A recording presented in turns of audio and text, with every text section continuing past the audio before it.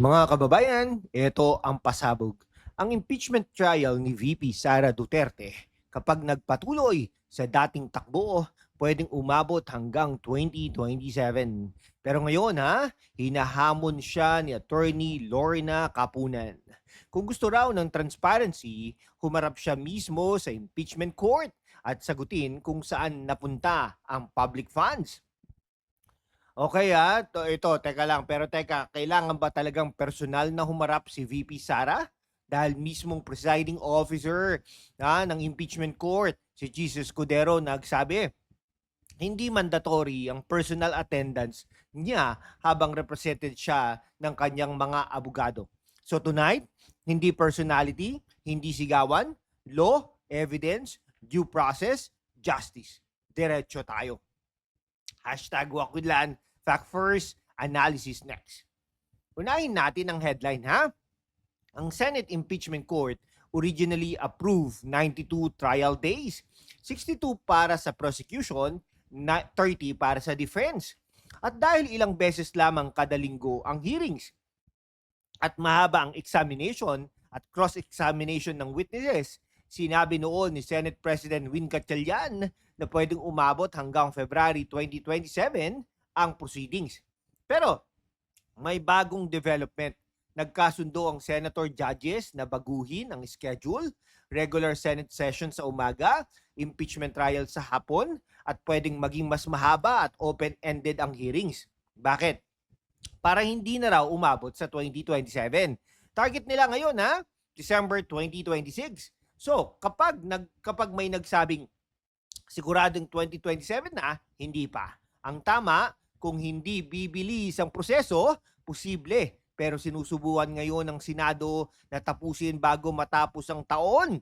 Pero hindi lang dyan, nagtatapos Si VP Sara mismo ang humihiling na bilisan ang proceedings. Ang punto niya, kapag masyadong matagal ang kaso, naiipit ang publiko sa uncertainty. Totoo ba ang allegation? Hindi ba? Ano ba talaga? At sinabi niyang fully represented siya ng kanyang defense lawyers, kaya hindi raw kailangan ng physical attendance niya para gumalaw ang proseso. At interestingly pati prosecution sumang-ayon na gusto rin nilang bilisan.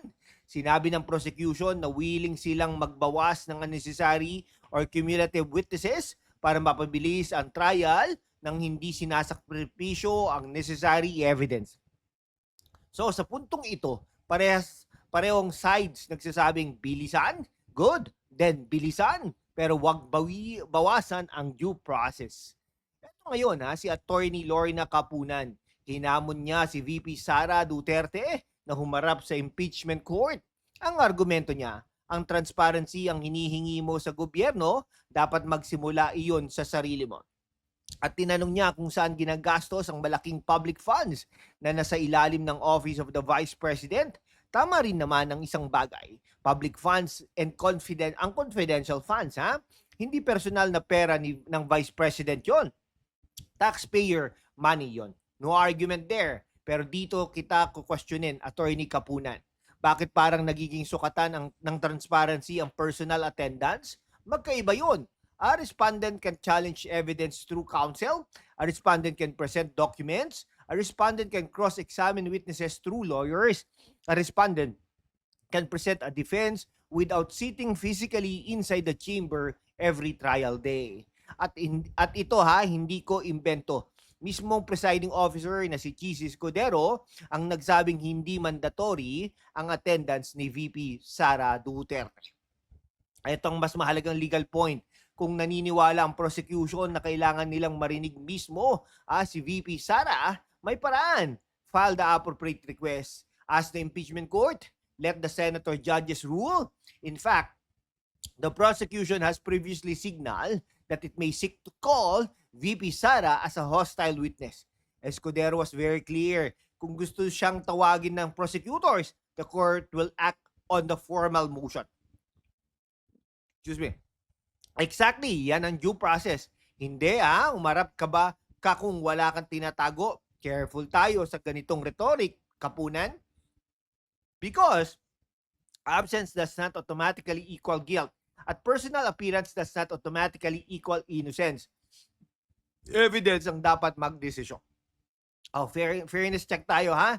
Hindi ibig sabihin nito na exempted si VP Sara sa accountability. Hindi ha. Prosecutors are questioning the use of 612.5 million pesos in confidential funds associated with the OVP and DepEd period involved in the impeachment case. Duterte denies misuse. The prosecution has documentary records. May COA witnesses, may testimony, may mga acknowledgement receipts na pinag-uusapan at may mga tanong tungkol sa liquidation at proof supporting confidence fund expenditures. Sara's defense has every right to challenge those, but challenge them they must. Ang defense-friendly position natin, hindi walang kaso. Ang position natin, prove the case. One allegation at a time. One document at a time. One witness at a time. Okay, global roll call muna tayo ha. Saan kayo nanonood mga kaibigan? Davao ba? Manila, Cebu, Mindanao, Middle East, Europe, US. Mga OFW natin, comment down below your country below ha. At kung nakakatulong sa inyo ang ganitong legal breakdown, feel free to support the channel via Super Thanks para may pagpatuloy natin ang evidence-based commentary, pero wag aalis dahil ito ang question na mas interesante. Bakit gusto talaga ng prosecution na humarap si Sara? Bakit gusto nilang humarap si Sara? Strategically, malaking bagay para sa prosecution kung ang respondent mismo ay nasa witness stand. They can ask direct questions, they can test explanations, they can confront her with documents, they can try to establish admissions or inconsistencies. That is legitimate litigation strategy. Pero para sa defense, bakit mo voluntary ilalagay ang client mo sa witness stand kung hindi naman mandatory? Kung kaya mong sagutin ang prosecution through documentary evidence, cross-examination, and your own witnesses, legal strategy rin iyon. Ha? Hindi duwag yung mga yan. Hindi automatic na nagtatago. Ha? Strategy nila yon. At doon ako hindi sang-ayon sa framing na kung gusto mo ng transparency, humarap ka. Kung ganun kasimple ang trial, may prosecution strategy, may defense strategy, may rules, at may mga senator judges na hahatol. Kapunan, hayaan ang ebidensya ang maghamon. Ay, nako, Attorney Kapunan, ito ang criticism ko. Malakas kang abogado, experienced litigator, pero minsan, iyong public commentary pagkatapos ng hearing, nagiging parang extension na ng courtroom battle. Humarap ka. Kung transparent ka, nasa ng billions. Strong soundbite. Pero mas gusto kong marinig, ito ang Exhibit A, ito ang transaction, ito ang rule na nilabag, ito ang witness, ito ang contradiction, ito ang amount. Because if your evidence is strong, hindi mo kailangan gawing personality contest ang attendance ni Sara. Hayaan mong ebidensya ang pumersa sa depensa na sumagot. That's stronger at mas credible yon, ha? Isa pa, kung aabot hanggang 2027 ang trial, hindi rin fair na isisi yon automatically kay Sara. May cross-examinations, may objections, may documentary disputes, may weather cancellations, may scheduling limitations ng Senado, may prosecution witnesses, may defense motions. Lahat yan ay bahagi ng timeline. Ang prosecution itself acknowledged that some delays were caused by weather and said it was already trimming witnesses to speed things up. It also blamed some defense actions or inactions for delays, which the defense can contest. So wag natin gawing Sara delaying tactic, ha? Unless we identify the specific act and show how it is unnecessarily delayed the trial. Again, resibo ha? Ang hatol nila. Ito ang hatol nila.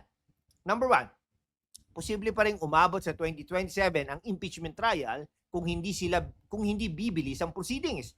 Pero target ng Senado ngayon na matapos by December. So wag natin gawing certainty ang 2027. Number 2, may karapatan si Attorney Lorna Kapunan na hamunin ng Vice President na sagutin ng allegations. Trabaho niya yon bilang prosecutor. Number 3, pero personal attendance ni VP Sara ay hindi kasalukuyang mandatory.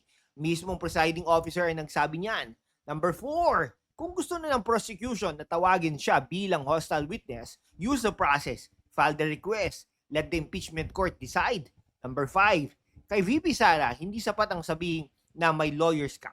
Your defense still has to answer the evidence actually admitted and presented against you. At number 6, Kay prosecution, hindi sapat ang hamon at soundbite, ha? If the evidence is strong, show it.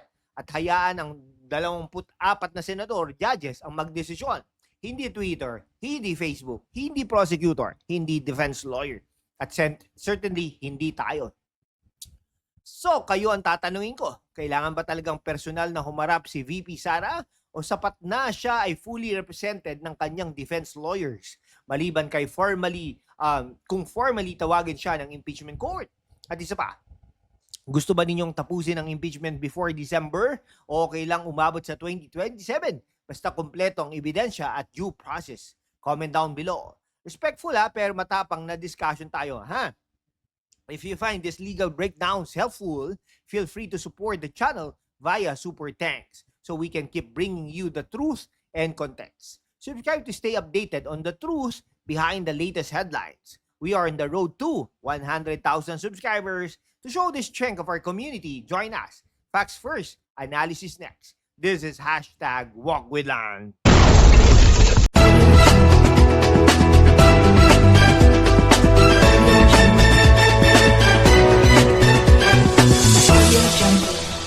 Hanggang sa muli,